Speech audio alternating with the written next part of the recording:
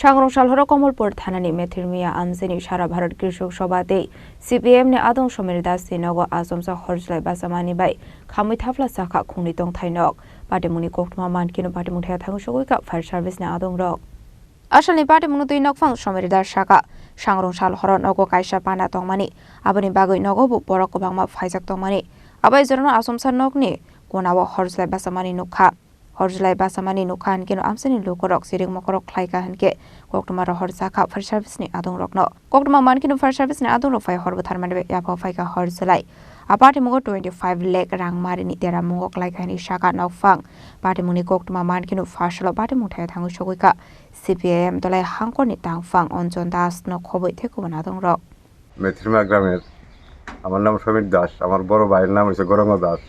দাদার হচ্ছে একটা বিল্ডিং আর একটা টিনের ছানি, টিনের ভেড়া ঘর। রাত্রে আমার ঘরে আসতো প্রোগ্রাম,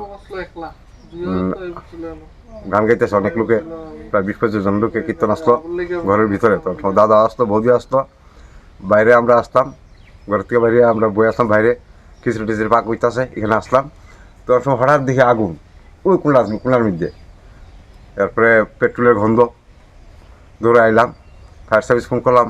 এরপর গ্রামের মধ্যে মুসলিম ওই বেশি, মানে 4-5 লোক আছে, জল টল দিছে, দিয়া মানে কিছু জিনিসপত্র ঘর বাইর করছে, আর একটা ঘরের জিনিস একদম একটু বাইর করতে পারছে না, পুরো ড্যামেজ। কত টাকার ক্ষয়ক্ষতি? প্রায় 25 লক্ষ টাকার মতো ক্ষতি হয়েছে। কাল অর্থাৎ 8ই জানুয়ারি রাত্র আনুমানিক 10টায়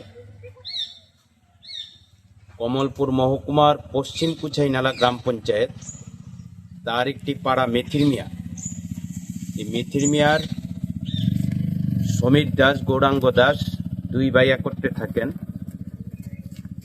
তাদের বাড়িতে অগ্নিসংযোগ করা হয়। দুর্বৃত্তরা যখন আগুন লাগিয়ে দেয় তখন পেট্রোলের গন্ধ এলাকাবাসী পান। দুর্বৃত্তদের আগুনে ব্যাপক ক্ষতি হয়। তাতে এই আগুনে গবাদি পশুও মৃত্যু হতো। স্থানীয় নাগরিক এবং এই বাড়িতেই একটি সামাজিক কীর্তন চলছিল, তাতে এলাকাবাসী এবং কীর্তনে উপস্থিত থাকা নাগরিকরা আন্তরিকভাবে উদ্যোগ নেন।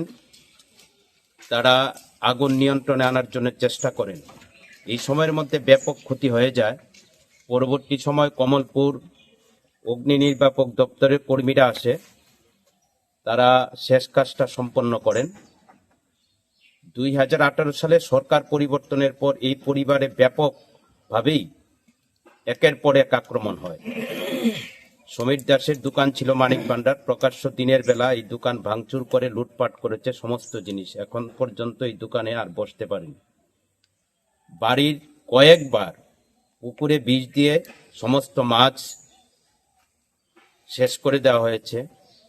বারবার কৃষি ক্ষেতে আক্রমণ, যে হাড়ভাঙ্গা পরিশ্রম করে রক্তকে জল করে তিল তিল করে কৃষকরা ফসল উৎপন্ন করে বাজারজাত করে পরিবার চালাবে, এই সুযোগ পর্যন্ত পাচ্ছে না। বারবার উৎপাদনের জন্য যে কৃষি সবজি, এটা কেটে ফেলে ধ্বংস করা হচ্ছে। গতকালকে ভয়ঙ্কর অগ্নিকাণ্ড। এই ঘটনার গতকাল রাত্র 10টার ঘটনার পর কমলপুর থানা কর্তৃপক্ষকেও জানানো হয়। আশ্চর্যের বিষয়, এলাকাবাসী সবাই খুব প্রকাশ করছেন, দল মত নির্বিশেষে, জাতি ধর্ম নির্বিশেষে, যে কি প্রশাসন চলছে। আর খয়নিশমে বিপ্লবনি কক্থুম চিনি খরাং।